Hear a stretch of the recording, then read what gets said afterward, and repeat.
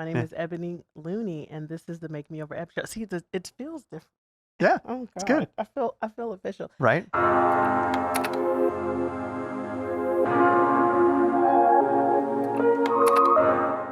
No, I just want to say thank you, Bill, for letting me record my Make Me Over Ep podcast here.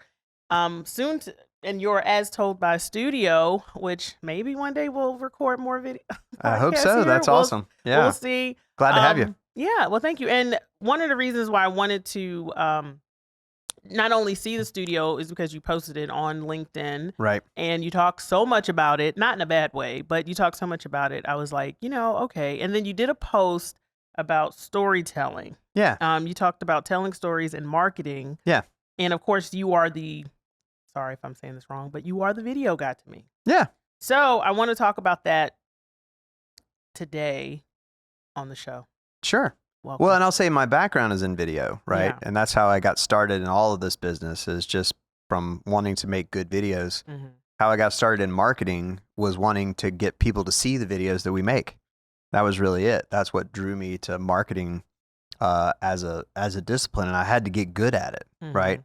Because so many of the people that we made videos for, they just didn't know what to do. What do we do with this thing that we love, right? Everybody loves it. What do we do with it once we get it? And so that's what made me, that's what kind of drew me to marketing as a discipline. And so, the idea of telling stories in business, it sounds not useful, right? Why wouldn't you just tell people what you offer and give them, an idea of how much inventory you have and how quickly you can serve them and all that stuff? And I think what ends up happening is that people see an advertisement coming a mile away and they turn off. Yeah. And the reason why you and I can watch a Netflix series about something that we're not interested in, right? A dating show or, whatever it is, something that we wouldn't watch in real life. We can watch it on Netflix because they integrate story into it. Yeah. And I think a lot of businesses could stand to do that because every business has a story, and your story is relevant to me only in the way that it helps me. So that's what you've got to kind of figure out. All right. So with that in mind, of course, you said we've known each other since I think it was 2014. Yeah, it's been a while. That's the beginning story at a business networking event. But that's right. I guess my question is, you're doing marketing now, but how did you get started with video? Tell us that story. So, and I guess 2001. Oh. My wife is a wedding photographer. Was a wedding photographer. She doesn't do it anymore. But she was doing a wedding. She had a couple that asked if she could do a video. She asked me about it. She's like, "What do you think?" And I went to Best Buy and bought a video camera and followed them around all wedding day with my video camera. And it was like literally the boringest long form thing you've ever seen. I ran through like 4 or 5 tapes. This was tapes. Wow. I only had 2 batteries, so I had to charge one while I was shooting with the other one. And so I had to, every room I went into, I had to look for an outlet, and I probably did 2 or 3 of those. Understanding that the brides and grooms loved what I was doing for them because nobody was doing it, right? Yeah. Nobody at the time was really doing what I was doing. I was not doing anything, by the way. I was dumping the tape to another tape. So I was taking the little tapes and I was recording it onto a big tape, and then I was handing them the tape. That was my whole job, right? Just of the day. Of the day, just whatever I got, right? Okay. And I just followed them around all day. And sometimes I'd get 2 hours worth, and I would just dump it onto a VHS tape and give it to them. And then I ran into a guy at a wedding where I was doing, I was holding my video camera like always, and he was the DJ, and he approached me and asked if I'd be willing to work for him shooting video. And he gave me a job, kind of a weekend side job, and taught me about tripods, taught me about audio, taught me eventually about lighting and about other things. And I probably worked for him for maybe 2 years before I started doing my own weddings. And so I started back with my wife doing weddings for her photography clients, and just built from there. We started everything officially in 2005, and just tried to get steadily better all the time, like always improving. Always, Yeah. never was educated in this exactly. So like my whole staff that works for me, they're all graduates of the university. Mhm. I never was really educated. I went to workshops. I bought DVDs. I did those things that it took to try to get better. I practiced. My son was 2 years old when we started the business, so I started videoing him every chance I got. Oh. Anytime we went to school, I'd videoed him. The first days of school, sports stuff, whatever it happened to be. As soon as he get old enough to talk, I started interviewing him. So you want to improve your interview skills? Interview a 6-year-old. It is fascinating. They cannot stay on topic. There's no way to keep them on topic. But yeah, just steadily improving. And then in 2008, so 2007, I quit my full-time job to do this full-time. Found that I had a lot of time during the week that I wasn't shooting weddings. So I started doing other stuff. I had a friend with a recording studio. I started doing some music videos. I really cut my teeth doing music videos, hip hop videos. Wait, what? Yep, I did. I didn't know that. I did. And I was the only guy there without a nickname. Like I was just Bill. And I'd be around, we did some work with Fat Rat, and we did work with this guy named Eclipse with the Z at the end. Okay. And Collard Greens. Yeah, I remember him. Yeah. Yep. And Fat Rat, yeah. Yep. And I was the only one without a nickname, and I kept saying, "Y'all give me a nickname because I need a nickname." But I was just the corniest dude in the rap video, and so but I had a lot of fun doing it. It never did pay well, obviously, but it was just something where I learned about lighting. I learned how to call a scene. I learned how to do stuff, and that was kind of how I really got a lot of my skills. Is just working with people that were better than me, working with people that had kind of cooler equipment than I had, and all that stuff. And then around about 2010, I went to a conference, and they talked about how a wedding videographer's skill at telling stories is perfectly suited to telling commercial stories or corporate stories. And so at that point, I had really been doing TV commercials, like corny, like straight ahead, like come down to our dealership. We got cars on, And so I was doing a lot of that kind of thing, and got the idea that, hey, really what any business is about finding a problem out there and solving the problem, which is, the hero's journey, right? Yeah. You take a hero who has a challenge, and you find a guide, and the guide gives them the solution to the problem. And that's what every business has the opportunity to do. Yeah. And so that's what we started doing. And just been a road since then, probably since 2011 or 12. So it's funny because I shouldn't say funny. By the time I met you and I saw your videos, I'd look at them, and they were not long clips. Right. They were not long epics. Right. Just the day. By the time I saw you, all of that was just like music. Oh yeah. Clips of the bride crying, looking, and I was just like, man, this is nice. I wish I had this when I got married. But and we figured out that a wedding is just a story, right? It is. So it's a story of two families. It's a story of these two people, right? Yeah. And there's something about her that he loves, and there's something about him that she loves. There's something about the day that's exciting. There's something about the families coming together that's interesting, and all of that can be relatively universally interesting. So I can tell you that story, right? Yeah. And you don't have to know them. You don't have to I'm crying. be related to them. I don't know these people, and I'm crying. Yeah, and it's so much fun to be able to do that. I mean, honestly, this is our, I guess, second year of not doing weddings, so we've stopped doing them a couple of years ago. And one of the things I miss is that really getting to know people, really getting to understand that, relative, that uncle that helped me when I was struggling with baseball or, whatever it was. And we really got to know folks, and that's what I love about the commercial side of the business is, every business has that same kind of story, right? And you know, we work with like Capgemini down in Colombia. It's a $12 billion multinational company, but there are stories in the employees and how they got to the place. And you know, Capgemini does some really interesting stuff to hire people.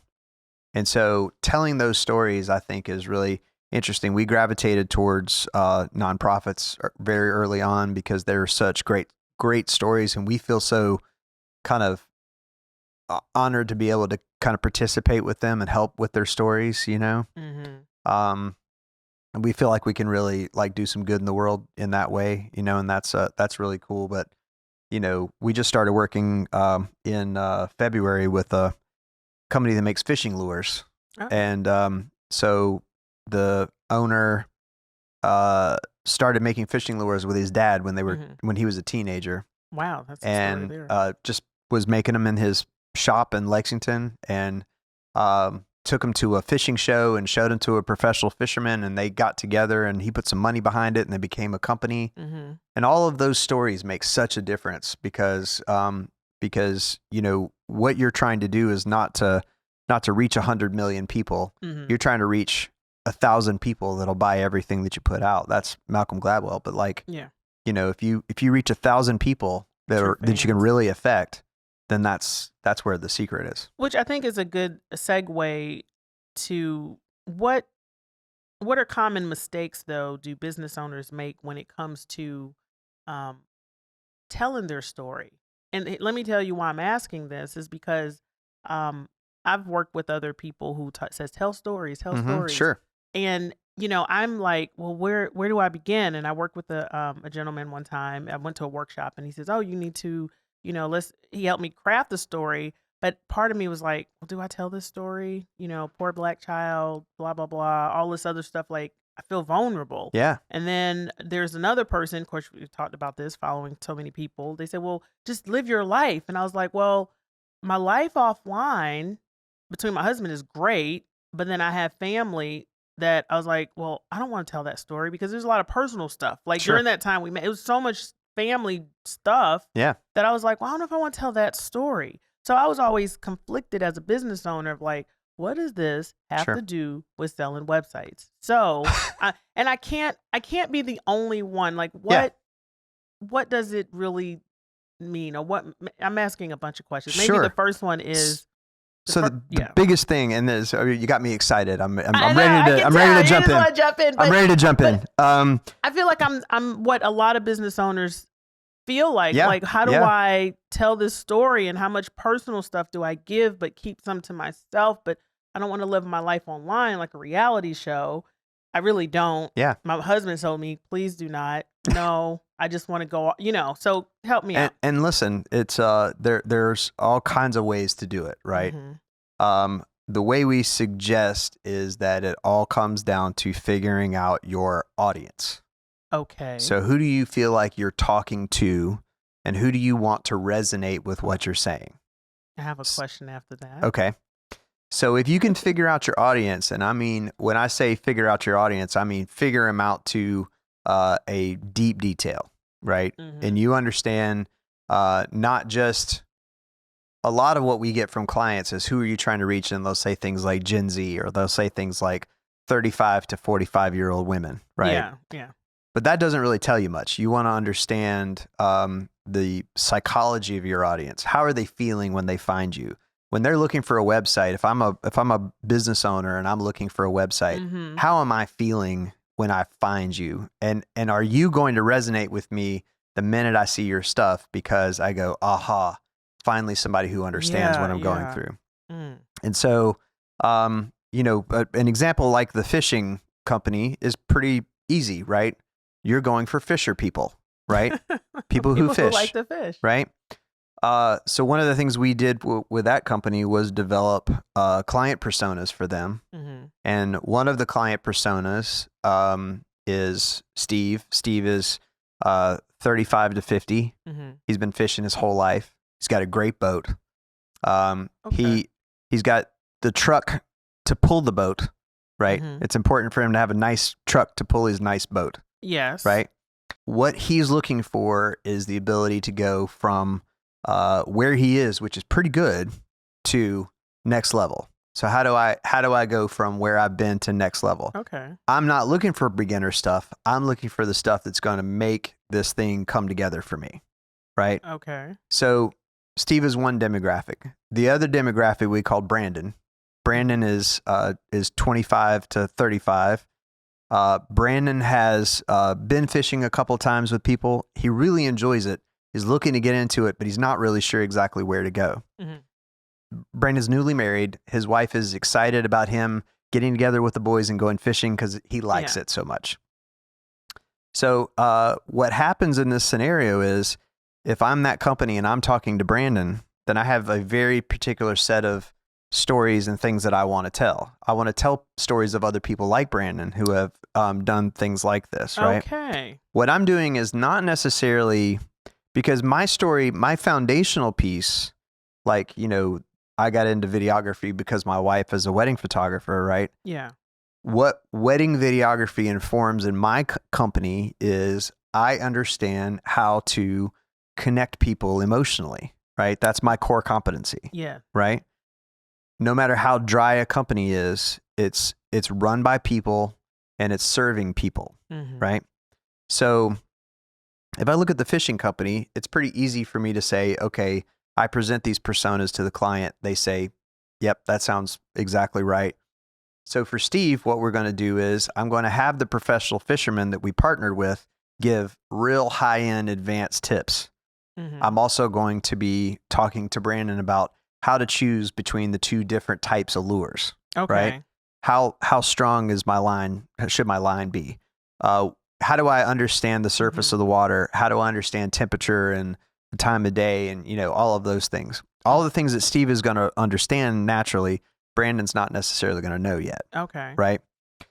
That defines the way I talk about everything. That defines when I do advertising. That defines when I do a banner ad. That defines when I do a radio spot or a billboard. I understand who I'm talking to. I'm not telling you a thing about me. What I'm doing is I'm saying I understand you. So, okay, follow-up question. Yeah. Okay, because I get the whole. It's a deep well, by the way. Oh my goodness. This is So I get that. It makes sense in marketing 101. You got to know who you're talking to. You got to know what their interests are. Yep. So basically storytelling, are you saying that storytelling doesn't have to be your story? Right. It could be the story of that particular buyer persona's journey. Yep. Okay, so one of the question was, what common mistakes do businesses make when telling their story? So would it be safe to say that a mistake that many of us entrepreneurs or business owners think that, well, I need to tell my story? Is that a mistake? Because telling you your didn't story even tell us. Yeah, go ahead. Yeah, well, telling your story is fine, right? And it's good to do that. The biggest mistake most people make is talking about my stuff and what I offer more than just about anything, right? Okay, so let me just stop you there. Yeah. So me getting hung up on, oh my God, my background, my life, what's going on, I was thinking of the wrong story. Well, no, Sure. and so this might set a couple of look, you've set me free. So so really I don't have to tell my personal story per se, but more so from the client's perspective. Because as you were talking, I was like, oh, that makes sense. I know my client. I know the women. They want a successful business. They want to stand out. They want to be known, and just helping them tell that story. Is that what I'm understanding you? Well, without me saying born by the river type story. Yeah, but if your story is relevant. Okay. So, for instance, we were working with a nonprofit towards the end of last year, and the man that was the director of the nonprofit, he grew up in a what they called a halfway house. I'm not sure they call it that anymore, but it's where people transitioning out of being homeless into jobs and job training and stuff. He grew up in that house, and that informed his whole worldview. Okay. And so he started the nonprofit that we were helping with because he saw his parents setting the example of how he should behave in the world. So his story informs what his clients, and look, he's not talking to the clients in the house, right? Well, yeah, he's talking to definitely. donors, he's talking to volunteers, he's talking to sponsored companies. Mm-hmm. But they need to understand that the story that's relevant to the audience is the story that you should tell. Okay. So, for instance, my story as a wedding videographer is only relevant to people that work with us because of the way it informs the way we work, right? Yes. I don't work like a TV production studio because that's not my background, right? We work with several journalists, that have become marketers, and the way that their story relates is because their journalism background informs the way they do marketing. Oh, okay.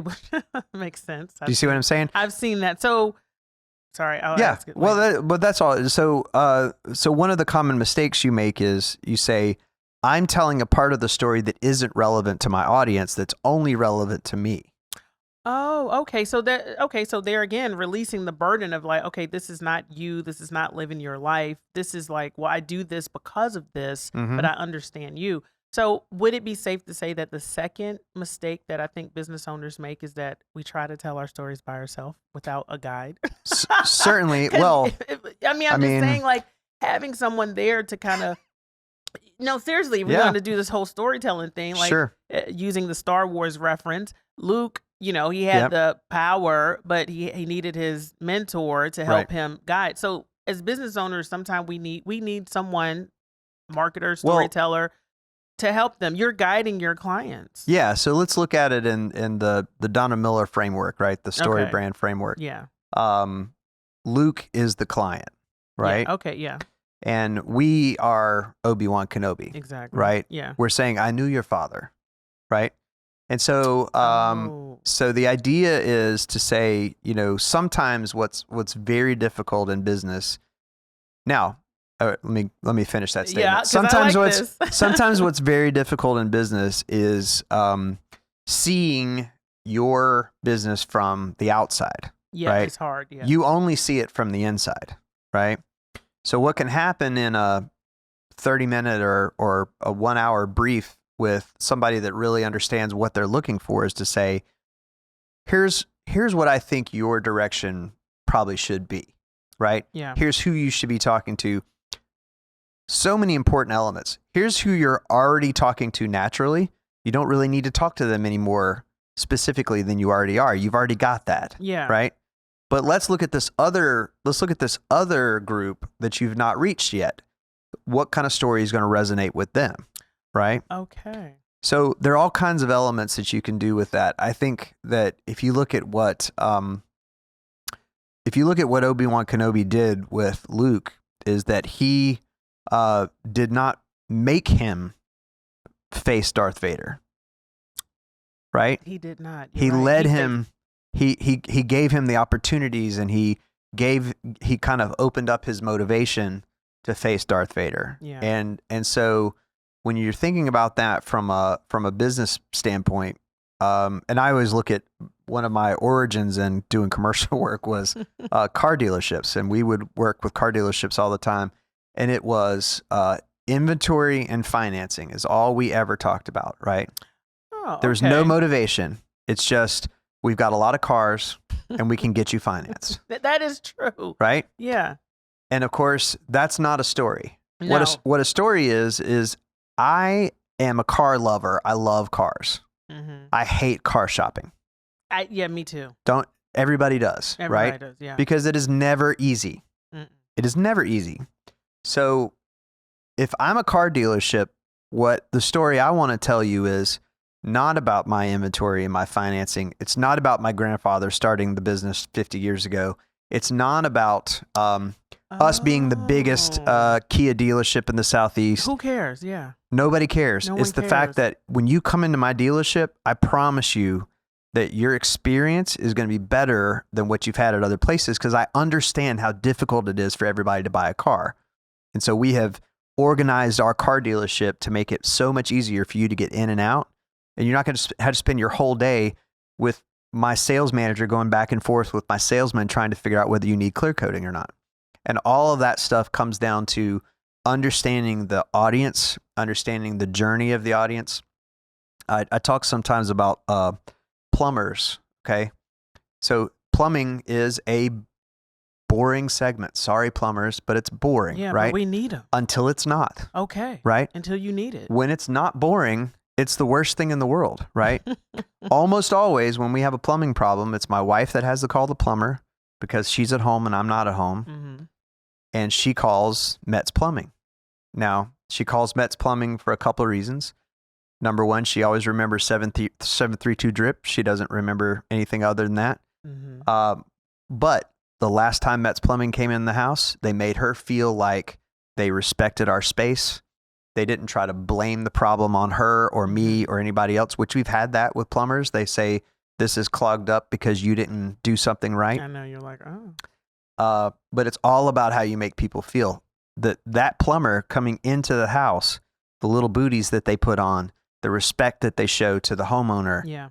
That's all part of telling the story of that plumbing. Okay.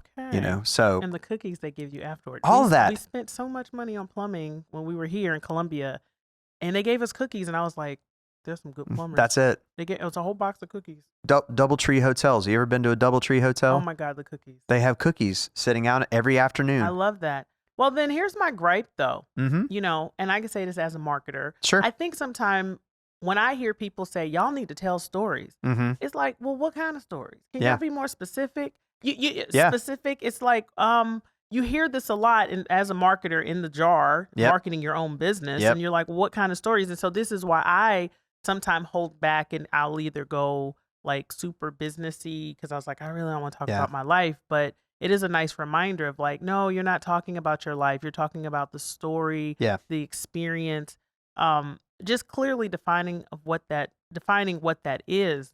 But you hear online tells stories. Yeah. So people think it's their personal life. And you do see I do see entrepreneurs. Yeah. And I'm not going to talk about the men because I don't talk about But I have seen entrepreneurs. This is just my take on it.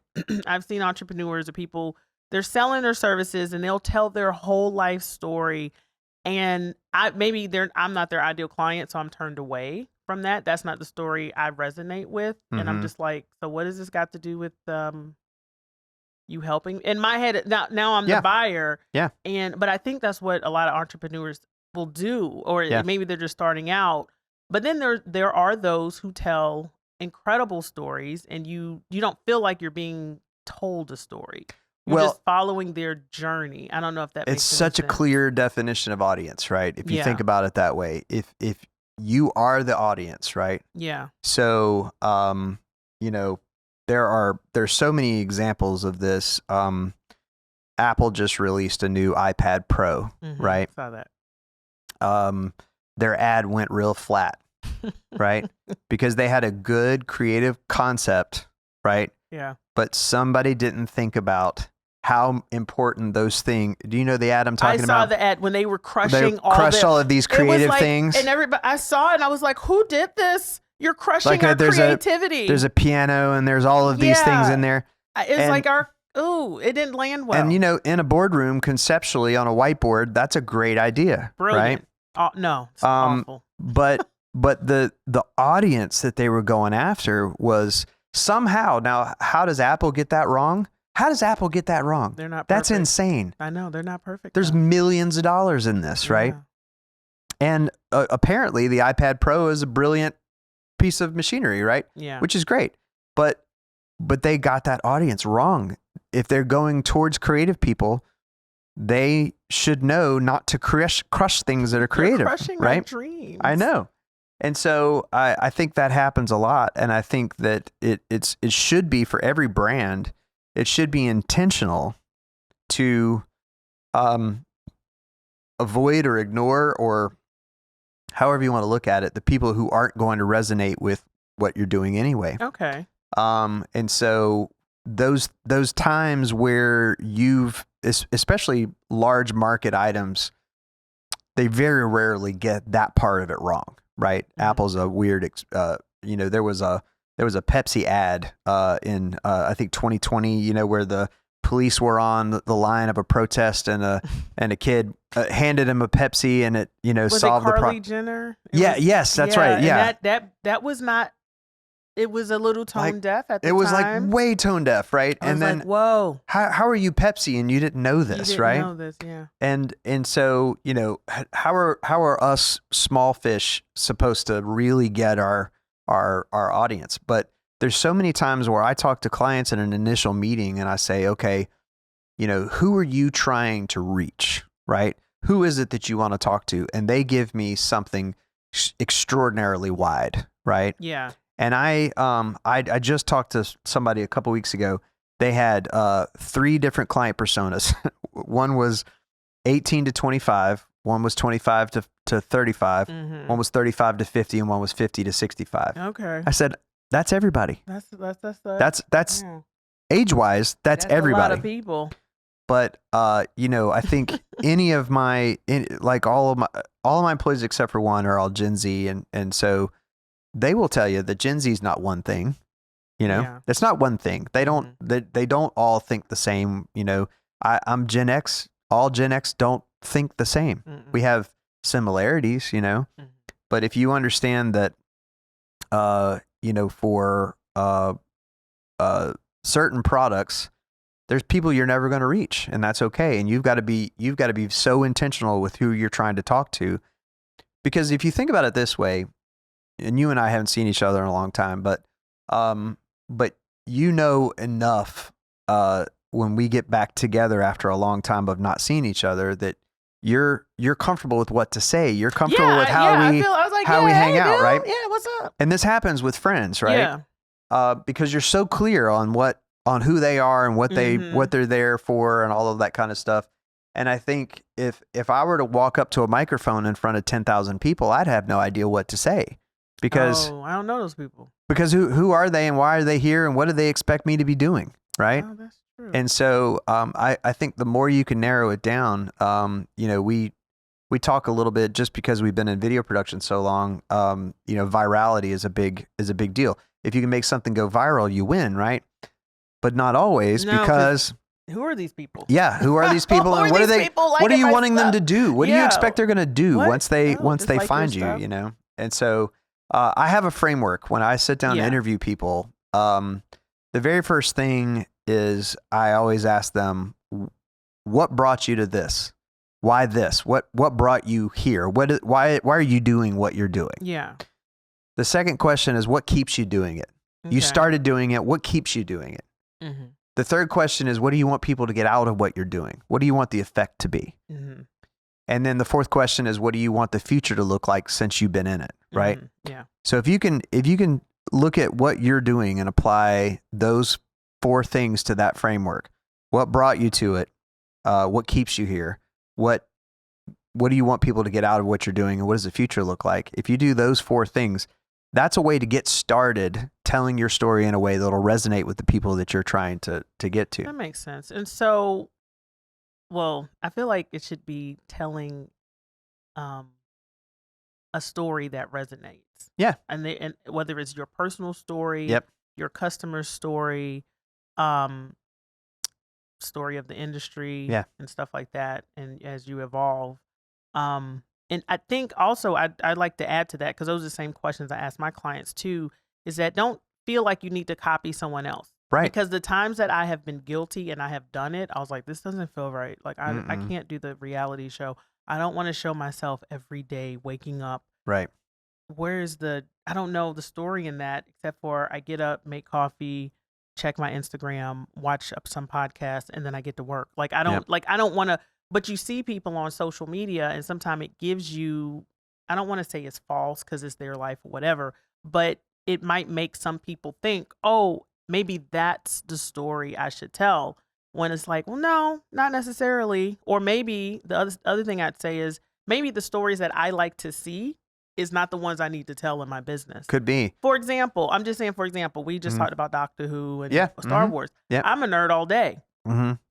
And I tend to talk about, I like these shows, Star Trek and stuff like that. I don't know if my audience does. I don't think, you understand what I'm saying? Maybe that is, unless it was deeply relevant, but it's okay to have a separate. Yeah. You have your personal life, things that you like, and then you have your business. So Yep. as Well, long as the story resonates. If I wanted to shut down my audience, the one thing I would do is start talking about technology. Right? I could say, do you know what this camera is capable of? You know, did you know the resolution, the format, the codecs? Right? Okay. Yeah. This microphone probably should have a cloud lifter in line because the headroom is not quite enough on a preamp. So your audience is not other people who do the same thing. They're not going to buy what I'm selling. That makes sense. That's Yeah. a lesson for me as a web designer. I like the tech, and Yeah. my clients are like, I don't know what that is. Platform, right? So that's when we say platform, yeah. Yeah. And so, you know, the challenge that you run into is that you've got to say what is going to be relevant to my intended audience. And so, for instance, Google last week got caught because their specifications got leaked on Reddit. Oh, right. goodness. And so, turns out that the algorithm was not what they had always said it was, right? They never clearly defined it, but they always said Yeah. things like the what was the most important one? There's so many things that had always been kind of understood in the industry that were important to Google. Yeah. That once you see the document, you go, oh, well, that wasn't important at all. Okay. Right? Yeah. So that sounds like all kinds of technical mumbo jumbo, except I'm already lost. right. Except I'm already that if lost. you're an SEO expert, Yeah. you say what this means is that whoever's been selling you SEO at this point, they've all been wrong, and here's what's right, right? So you translate it down and you break it down for what's relevant to your audience. So blogging is still okay. Yeah, blogging is I great, know. but that's the thing is like That was my plug because that's what I needed it recorded. yeah. my There's your people. soundbite. Yeah. Right? Yeah, that's important. It's important to have those sound bites. But like, you know, as things change, you can say, okay, if I'm going to get in the weeds technically, I'm now going for for instance, if I wanted to do a training series, if I Mhm. wanted to sell a training series, what I would want to do is to say, okay, now we're going to talk about technology. Now we're going to talk about video making. Now we're going to talk about lighting. We're going to talk about audio. I'm going to start to become the expert in that stuff because that's who I'm trying to reach. Oh, that makes sense. If I wanted to do training, if I wanted to do an in-person workshop, or if I want to start to speak at conferences or whatever it happens to be, doing product reviews or whatever else, Mhm. that's going to alienate 99% of the audience out there, Mhm. except for the 1% that I want to hit, right? And that's how we look at story. When you know, we'll make a 30-second TV commercial in a second if you want one. However, it needs to be something that's relevant, right? To the people you Yes. want to buy from you. It's got to be. Yeah. It can't be. This is what we offer, and this is how much it costs, because that's all stuff you'll find out once you're connected. Mm-hmm.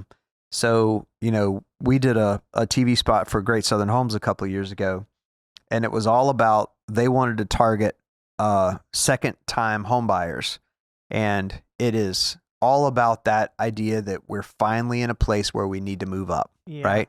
We're finally in a place where we need a neighborhood, and we need, you know, what happens. So the last spot we did was about the neighborhood.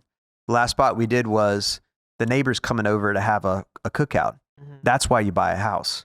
You don't- Yeah. You don't buy a house to have a 4 walls and 2-3 bedrooms or whatever it is. You buy a house so that you can have a community.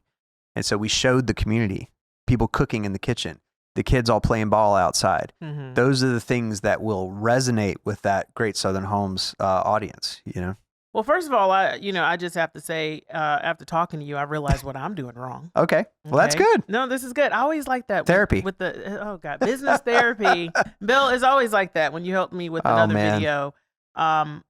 You know, which I think is why business owners, entrepreneurs, they need an outside set of eyes. Because Yeah. if you try to do everything, it's really hard. You're gonna just see like this, small tunnel vision view, and Yeah. you need someone else to help you, no matter how good you are.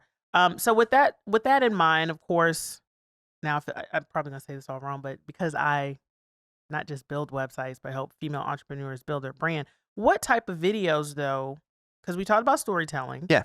What type of videos should a business produce? Like Right. if you had to give I don't know, Yeah. let's just say 5, Bill. Okay. And specifically because my audience, I talk about websites. Yeah. That would be on their website, not Sure. necessarily a commercial. One of the easiest things for a business owner to do is to collect testimonials. Okay. Okay. Everybody's got a fantastic video camera in their pocket, right? Yeah. It doesn't matter which phone you have, as long as it's not 10 plus years old, it's a great video camera. If you get a great client who comes by your office to have a meeting, take 5 minutes and ask them. So there's very specific questions that need to be in a testimonial. You can't just do, you can see through a kind of a written testimonial. Ebony was great. Ebony did all great things. Great experience. I have to tell with them, we need to reword this because this just sounds. And you ask them the right questions to lead them in the right direction. Yeah. What is the challenge you run into with marketing?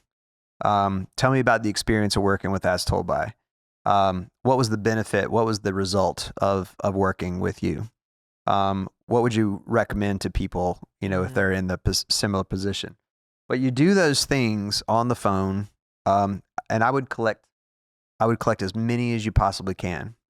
We've done, every time we go to work with a new client, we do what's called a foundational assessment with a client. So we look at 10 different factors that affect their marketing.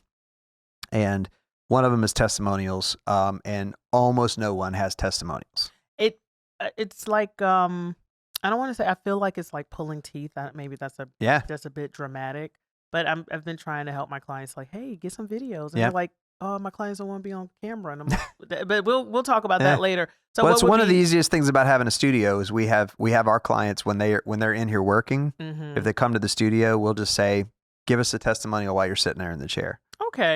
So right, there's a plug. So the second thing I would say is frequently asked questions. So my favorite. I know everybody has those same 5, 6, 7 questions that drive you nuts because people ask it the same way over and over again. And if you have those questions answered, again, just if you pull out the phone and say, here's a common question that people ask us, right? Yes. And you can have that on your website. You can have it as a response to an email. Somebody, sends that in an email. You just send the video instead of typing it out. It also helps you to be remarkable, right? And that's one of the things that we rely on with folks is to say, look, if you have a beautiful, well-produced video that really connects to your audience, that's remarkable. That's something that most people aren't doing. And I would say the FAQs is a big one. Yeah. Huge. One of the biggest things we tell people, and this is the biggest undertaking, unfortunately, is what we call a brand film, which is 2 minutes, minute and a half, 2 minutes of just those questions. Why am I here? What do I think the effect is? Hearing from someone I've affected, and what does the future look like now that I'm in it? And that brand film would live on the website, would live as part of the social media foundation. It's something that would answer a lot of questions for people and help to make that connection with the audience. Marketing pieces tend to be very temporary, and we look at a brand film as a little bit more permanent. And then the last thing I would suggest is case studies. If you have one particular client who has really kind of excelled and benefited from what you do, then telling that whole story about how they came to you, what the problem they had was, getting them to talk about the experience, all of that stuff. The case studies would be another one. But yeah, those testimonials, FAQs, case studies, and brand film. So really, they just need 4 videos. Yeah. Everything else is fluff. Everything else is temporary. I think what's interesting is that now this landscape is changing, and this is something that we look at all the time. Yeah. In a land of short form social media content, right? TikToks and YouTube Shorts and Instagram Reels. Yeah. Facebook Reels. What do you do with 30 seconds? If you have 30 seconds to somebody's attention, what do you do with that attention, right? Yeah. So if you give me attention for 30 seconds, I got you on TikTok. What do you do with that 30 seconds? The one thing you do is give value, right? You don't sell your stuff. You don't tell your story necessarily. You don't do anything but give value. right? Yeah. So you have to entertain or you have to educate. Those are the two things, right? Mhm. So if you're, I'm not like super glamorously good looking, so I've got to give really good. I'm sorry, I shouldn't have laughed. It's funny. I mean, it's a joke. But I got to give good information. That's the Yeah. only thing I can do, Yeah. right? Is to give good value. Because I'm not entertaining. I'm also not like not good looking enough to be entertaining, right? So I've got to I'm not agreeing give. with that. I'm just No, acknowledging your No, that's fine. statement. I'm comfortable enough with it. But I'm the just idea is that I've acknowledging. got to give good. I've got to give good information, and Yeah. that's what everybody's strategy in between those things. The more temporary, kind of the less permanent stuff needs to be giving good information. Okay. Yeah. So I like that. Testimonials, the case studies, the brand video, which I know I've never tackled. Yep. I think could just elevate. It sounds like that would elevate the business Yeah. so much more, especially and this for brick and mortar businesses. Absolutely. Which lately I've realized that's who I tend to work with. Yeah. Having that would just elevate their business. Now, this is not to say that, like you said, we're not talking about short form videos. Right. That's different, which I think takes a whole different methodology and strategy to do. The problem that I see though is that people try to do the short form and the long form. And they try to do everything all at once and just thinking about it in different silos. They're not putting it all a part of their marketing strategy. They think of video as like, well, this is video, so I need a video guy, and then I need a website girl, right? And then I need a graphic person, and then I need a social person, and then all of these people, and this is what I've seen, they'll work in silos. Yeah. And then everything is like totally disjointed. Right. And you're like, the brand is all over the place. Well, and the thing is, like, I got into business originally because I was a video maker, right? I just like making videos. I got sucked into it early on. I didn't get into business to be a business person, right? So I had to learn all this business stuff once I started making money and trying to figure out how do I make more, how do I sell things, how do I market things, all of that stuff. And I think that's what ends up happening. We deal with so many large organizations that we work with once a year, once every couple years. Like one time we'll make something for them, we'll give it to them, they'll love it, they'll say thank you. We'll see them again in 18 months or 2 years, right? And it doesn't, what has got to happen nowadays, I think, is that you've got to be sort of top of mind. You've got to be, talking to people, and you got to be having a conversation with potential clients. And, the challenging part about all of this stuff really is that there's no roadmap, right? There's no, every client we work with has a different approach, with how they. Sure. Yeah. Every client has a different approach. Every client has a different, desired outcome, something that they're trying to achieve. We have people that want to they've got to sell stuff and they got to sell stuff quickly. We have people who just want to let the community at large know that they exist. Yeah. Okay. That brand awareness. Like all of that. And so it's so important that that we don't try to necessarily tackle it all with one brush, right? I like that. So maybe having a couple of different multiple stories in your pocket. I read a lot of things, but I remember I was following, and I hate that I can't remember their names, but they were email marketing gurus, and they were talking about telling stories in email. Yep. And I was very fascinated by that. Mm-hmm. And they said, write down little things that happen to you every day and put it in a notebook or whatever. Yep. And I started doing that. And then they say, well, you can grab from that and you tell some of these stories in your email. Yeah. And for me, it was an exercise of like, because they would tell you like how to tie it back to what you were selling. And so for a while I was doing that. And I was like, oh, this was I learned something new. Like it was mundane things. Sure. And I liked that portion because I didn't have to do anything technical. It was just me writing.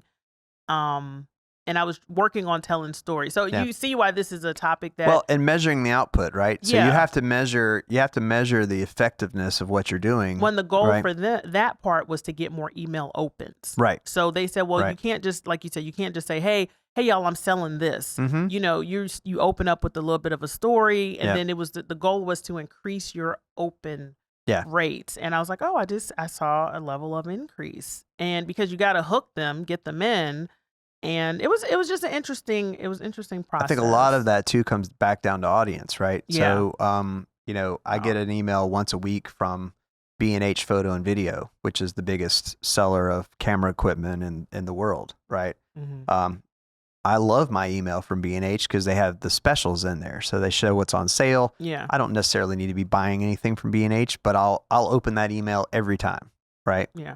If my mom got an email from B&H, she wouldn't even think twice. She would unsubscribe, you know, the minute she got it because it's not relevant to her. She's not in their audience. And I'm in their audience. I'm a good target for them. And so, you know, I think it really comes down to that. Email is another one of those things that I think, like LinkedIn is a thing that I feel like most people aren't using enough of, and they're not using it well, certainly. Yeah. And I think email is a big part of that email could be used so effectively. And email is still cool. Right? It's funny because with this whole, but when I started years ago, I've been doing this for 17 years. Here's my story. Right? Mm-hmm. Yeah, go for it. I've been doing this for 17 years in digital marketing. And when I started my blog in the beginning for beauty, my main communication was the blog and sending out an email. Yep. Of course, I work for an email marketing company. Right. So I was always trained on email. And then it was like, oh, yeah, social media. So in the past 17 years, what social media has become, and you hear people say, oh, well, email is not important. Well, those were the social media people, which ironically is like, well, they were trying to, they're saying this while building their email list. Right. But now you see a resurgence where people are saying, well, no, email is still cool. It's like, well, it's always been important because, like you said, you signed up specifically for that email. You look forward to that email. Yep. Your mom probably signed up just to get whatever, or maybe she didn't, or maybe for you. But usually when people subscribe, they're like, no, I kind of want you in my inbox. And then when I'm not interested, I'll unsubscribe. Yep. Anyway, I had my mom gets an email from the church, right? Yeah, she likes that email. She wants to keep up with what's going on with the families in the church. What's our prayer list this week? You know, all those things. I don't want that email. Yeah. Right. And so most people, well, first of all, most people are a hammer that thinks everything's a nail, right? And I don't want to be that person. No. I don't want to be the hammer that thinks everything's a nail. So if you're a social media person, then you think the solution to things is better, you know, trending and the silo, all of that stuff, right? Or and the website person. The website person who thinks, well, if you just redesign the website, that would solve everything, right? I used to think that because I love the process of redesigning the website. Yeah. And then, but of course, over the years, I realized it's more obviously now you learn with, it's more than just the look and feel, like, the videography. Yeah. Sorry to say that word. No, that's fine. It's more than just the camera. It's the editing. It's the story behind the video. Right. You can probably take your iPhone and create a stunning story because there's so much stuff involved. We should definitely do that. We should just make a video for somebody with a phone, and just to show that here's a way to do it. Yeah, it's all about recording good audio anyway. So that's why we struggle so hard to have good mics and everything. Yeah. All right. So let's talk about the studio for a second, since we are recording here. Yeah. And well, first of all, I wanted to say again, second of all, say thank you again for letting me film here in the studio. So with your journey and everything, you have this beautiful studio here. It feels, I'm just going to say this from heart, it feels very corporate-y. I feel like totally elevated. Right. And I don't know, you just took the Make Me Over Ed podcast up a notch. Up a notch. Well, what the intention is to say, okay, there are several studios around Columbia. What we want to be a small, intimate space where you can feel comfortable, right? I feel comfortable. But we also offer, the biggest thing that we want to be able to do here is we want to say, let my team help you, right? Yeah. Because that's the biggest thing that we can do, is to say, okay, I've got Wednesday. I've got a client coming in to the studio. Not really sure exactly what she's going to say. Mhm. We're going to help her write out her script ahead of time. We're going to put it up on the teleprompter. I'm going to coach her through her performance. The biggest thing that we run across with people, the biggest problem we help people solve 100% is time. It's like people just don't have enough time to do all the things that need to be done, especially business owners. No. And so, but the second thing is, what am I going to say? How am I going to look? How am I going to sound? And if you don't have someone helping you with that, there's just no way to know what that's going to be until you get it in post. And then the last thing is we help with what do we do with it? What where does this go when it's all finished? Yeah. Right. And so what we love about this place is that we can kind of make it into just about anything, right? Yeah. I do like the flexibility. We have enough space. We have, all of the possibilities to make it into just about anything. And we just really enjoy the challenge of being able to do that. It's a place we can isolate, we can separate from the world. We moved in here originally. This is the silliest thing in the world, but a video production company needs a place with no windows. So if you look around, there's no windows. Yeah. There's windows in the front, but other than that, we have no windows in the whole building. Yeah. And that's a big deal for us because when I turn these lights off, it gets pitch black, right? Yeah. It gets dark. And so I don't have to fight light pollution anywhere, all that kind of stuff. So we kind of started there and ran with it. And what we want to be able to do here is we want to be able to take people who are uncomfortable making content for themselves and help them make that content. So from the corporate, and I'm saying corporate, bigger companies, corporate buyers, because you sound like you work with a lot of corporations. Yeah. Are you interested in working with the little entrepreneurs? Of course. Now listen, here's the fun part. Oh my goodness. Here's the fun part. Okay. Although we do need this, I'm telling you, this is. I have a tired of filming in your house. I have a gentleman coming in tomorrow. He owns a transmission and auto body shop. Okay. And he is bought it from a person who's been in business for like 40 years in Colombia and needs to rebrand it. And so we're going to help him with the rebranding. We're going to help him with advertising, with, organic marketing. So we want to do some organic, you think about a mechanic, what an amazing opportunity mechanics have right now. Oh my goodness. Right? Yeah. How much value can you lend to the world? Steph has got a Honda CRV that's got 236,000 miles on it. Mm-hmm. She needs to know what that thing should sound like. Or when there's a belt problem, or when there's a hose problem, or if you have a dead battery, what's the first thing to check? I love this opportunity for a mechanic. That's going to be nice. And then he doesn't have to do it himself, because that's one of the things. And I'll say this, if for those business owners who are serious and obviously have an established business already, and then they're just trying to elevate their business, like, okay, we need to kind of get out there. Those are the type of business owners, solopreneurs, or, well, obviously corporations have budgets, but the solopreneurs are going to invest. Yeah. Because I've seen them, I've tried to do it myself. So unless that's like a thing that you just like to do, you're just like, they're like, I can't do this. So having it already set up, the team already here. It's a wonderful investment into the coaching is so important, right? And you're coaching them on marketing too. Yeah. So what we encourage people to do is to say, write out 10 topics that you want people to know about.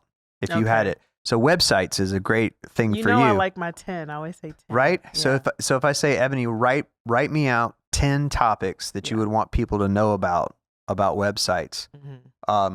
Either misconceptions or, common things that you feel like people should know. For me, let's say I could do 10 on how to make better videos with your cell phone.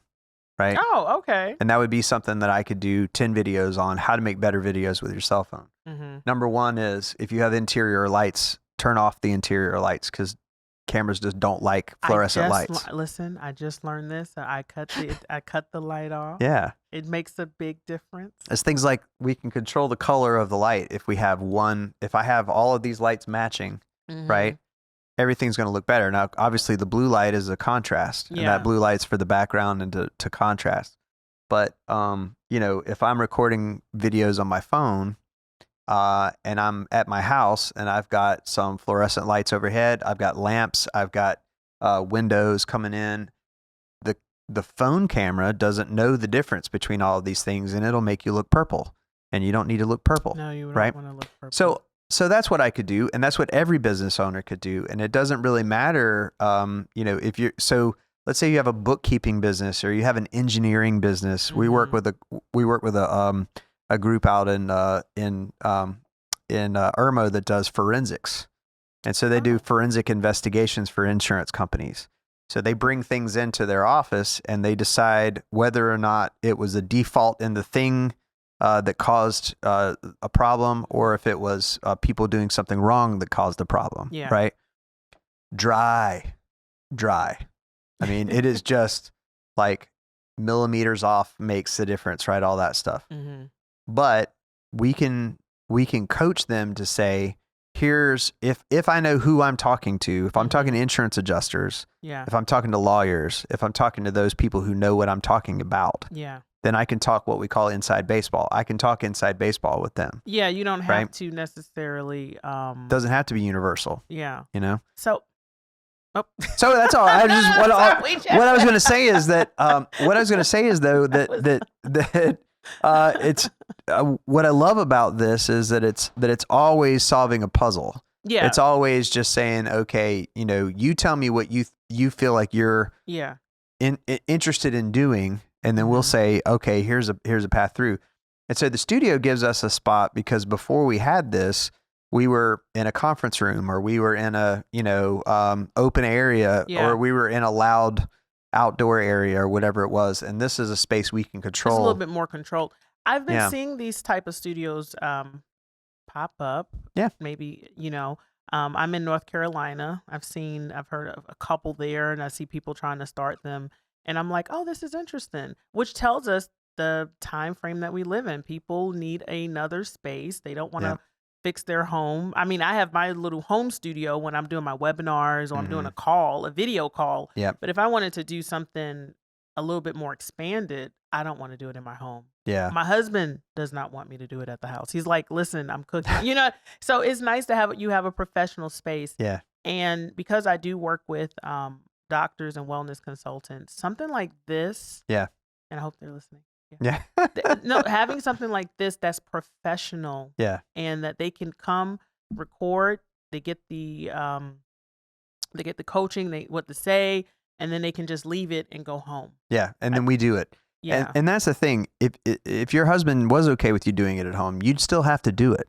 Right. That's true. And I just think it makes such a difference. Yeah. I'm going to put a post on LinkedIn today or tomorrow that is, the biggest problem that we help people solve is time. Yeah. I mean, the biggest problem, even if you have the expertise, even if you're sharp as a tack, even if you have a marketing director, or even if you have an agency, you're going to run out of time. Well, here's the thing. If you're a doctor, you're going to perform surgery on yourself? Absolutely not. At some point, you have to kind of let things go. And I think because, business owners, we take charge, we do so many things a lot of times. And I'm guilty of this too. You're like, oh, I just want to do it all. But then at the same time, we'll tell our clients, hey, but let me do it. Yeah. But let me do it all. And right. then it's like, yeah, okay, this is not healthy. So at some point in time, they need to do that. All right. Well, Bill, well, let me just say this too. Before we, I guess, make sure I got all my questions asked. The home studio has its purpose, I believe, for doing your video podcast. Sure. Or if you're just, you're like, hey, I just want to cut the camera on, I have something to say, or you're doing your or video. Test a message. You test a message. You're testing your message. Video conferencing. So I know when on my YouTube channel, I'll post like, okay, this is how I set up my home video office. Right. I'm not thinking of like this is well beyond what I could do. Okay. This is, you know what I'm saying? But for my video calls, for my webinars, it's appropriate enough. Yeah. Okay. Because you want to just be able to like click, just press record or just turn the camera on for your video calls. But when you're trying to do something elevated, and I think that's what I really want to help my viewers see or hear when they're listening, is that there's always a way that you can make it over and elevate it, depending on the level of business you are in.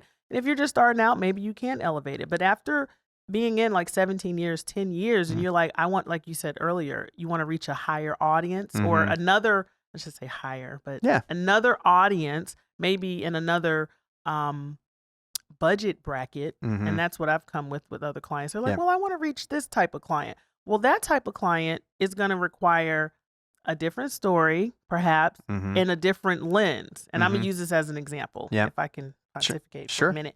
I was watching I was watching a movie, Dune, and I thought it was interesting. I'm just looking at it, not really interested in it. I was just like, oh, okay, whatever. But I noticed the cinematography on it. Amazing. I was like, oh my goodness. And then I had to go back and because I'm a nerd, I'm comparing it. And I was like, wow, this is a total elevated experience. This kind of makes you want to go to the movie theater, which that was his whole purpose. Like, I want to bring people to the movies. They're coming to see a story in like a cinematic masterpiece to a certain extent. So, but anyway, but also with Dune, and this is interesting, I love this kind of relevance to marketing too. Oh, okay. The reason I went to see Dune was because of what people were saying about Dune. Oh, right? Okay. So I saw the trailer. I knew what it was about. I had seen the 80s version, that was out there, but I heard what people are saying about it. Right. And so, I also knew that, Dune 2 it was a split, between the two. Right. I tried to read the book. I can't get through the book. I heard it's very long. So many names. There's like so many names. And it has the first like 3 chapters are just reading off names. I'm losing my audience already. It's right. And so, but I heard about the cinematography. I heard about the soundtrack. I heard about the characterization and the way that they kind of portrayed everything. And it was such a singular vision. And I said, okay. But I saw it on a bunch of people's top 10 list of the year. I saw all that stuff and I said, all right, that's what motivated me to go see Dune. Right. And so, and I didn't go see it, by the way. I saw it on HBO when everybody else did. I saw it on my television. Yeah. Yeah. Cause we don't go to the theater. And I've got a decent TV and a surround sound system in my back room. And that's where I watch movies. But I love that way of looking at it is that, so the thing that we can really help people with is to say, if there's someone you want to reach, let's figure out how to reach them. Yeah. Right. And it could be that we reach them with an elevated product. Right. I'm going to say sitting here, this is an elevated experience. Yeah. For me. Right. Okay. And where I've been doing this for a long time. Sure. I've worked with other videographers. Yeah. I've worked with other people. And I think in 2024, I'm also older, but this feels like an elevated experience. And I think a lot of business owners, at least the ones that I do business with and listen to the podcast, they want that elevated experience. Sure. So they say, Ed, make me over, right? Yeah. They want an elevated experience. Absolutely. However, they're not quite sure how to get there. Maybe I'm telling my customer story. Here's the thing. They're not quite sure how to get there. They will try to do it themselves at first, but they will need another level of expertise to bring them there. And so what I'm saying is that in order to do that, you need to bring in a professional because we're professionals who bring in an elevated experience to our clients. Yep. So why not have that same for yourself? Well, to elevate your brand to another level. And that's why I was mentioning the movie. Yeah. Because when I saw it, I was like, oh my goodness, I was like, this movie is visually, it's a masterpiece. It was visually stunning. And it was definitely different from the what was it, 80s? The 80s version, but it's just an elevation. And so I think sometimes in our business, it's okay. If you want to elevate the audience, the experience of your business, storytelling helps. Yep. A lot. Yep. Which you can use all the time, and also the type of videos. Now there are those who say, well, I just want to be authentic with cheap videos. Well, that's fine if that's you and that's what you want to do. But for those of us who want to elevate. Yeah. And I'll say the hardest thing for most people is to get started. The hardest thing is to get started. That's true. So if you're at a place, and our best customers are the people who have tried it themselves. Yeah. And say, it's too hard. I'm going to come back because it's much easier to do it this way. And I will verify it is hard. It's very hard. I've got a staff of people here who will tell you how hard it is. But getting started is such an important element, right? And if that means pulling out the phone and just telling the world what you think about things, I think that's a great way to get going. And what we want to be is we want to be a stopgap between that getting started place and taking it to the next step place. I think that's a great place for us to be. And honestly, you know, most people will, we talk to clients about budget a lot, and we don't ever want to be an expense for people. We want to help you make more money. It's an investment, yeah. So if I help you make more money, then you just give me more money, right? And then I help you make more, and then you give me more, and it's a nice cycle. You know? I keep saying we're going to wrap this up, but no, that's fine. Here's the thing. There are things that help businesses make more money. Yeah. And then there are things that people buy that does not make them any money. Right. And I always like to use the example of a wig. I wear wigs, and I don't make any money on wigs. I'm not a wig salesman. I don't resell wigs. Right. I just buy it purely because it makes it, my return on investment is that it helps me do my hair quicker. Sure. And looks a lot better. Right. Or is a different style that I can get done fairly quickly. So, it brings an impact. Yeah. Right? Yeah. But I will tell you this, though. There's the cheap wigs.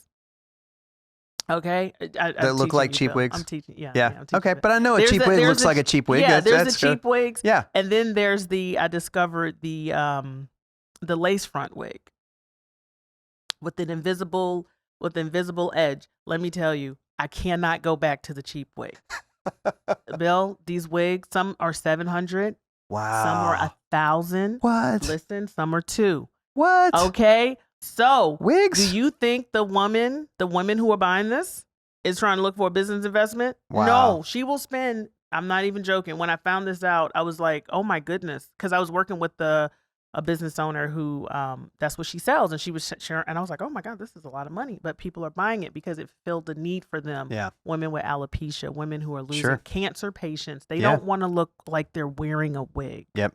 Right. And so, if it's important to you, your business, your life, it's going to make you, you're going to do it. So, and it's so much a part of the conversation is how are people feeling when they find you? When they find you. Oh my goodness. And that's, that makes all the difference. Well, this has been great. It's been good catching up too. I mean, it's been a long time. We can talk forever. I know. Oh goodness, I'm hitting the mic. No, it's okay. Yeah. Well, thank you for coming. How do we find you? Yeah.